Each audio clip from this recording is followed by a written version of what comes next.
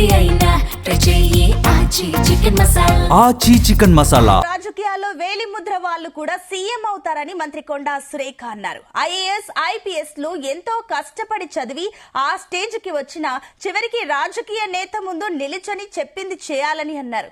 రాజ్యాంగంలో అలా ఉందంటూ కీలక కామెంట్స్ చేశారు. Forest college and research institute వార్షికోత్సవంలో ఈ కామెంట్స్ చేశారు మంత్రి కొండా సురేఖ.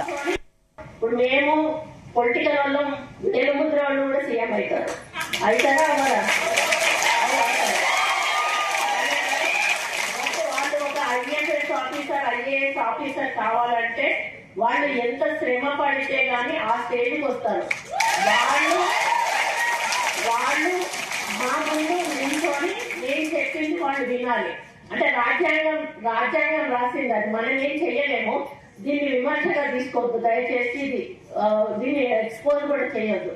నా మనసులో ఉన్న అభిప్రాయాన్ని నేను చెప్తా ఉన్నాను. మాకు చదువు రాదు, మాకు సబ్జెక్ట్ తెలియదు, ఇష్టం ఉన్నట్టుగా వాళ్ళు ఏదైనా చేస్తే ఇష్టం ఉన్నట్టుగా తిట్టేస్తాం. మీరు ఏ పని చేయలేదు, అదానికి రూల్ ఒప్పుకోకపోవచ్చు, దానివల్ల వాళ్ళు చేయకపోవచ్చు.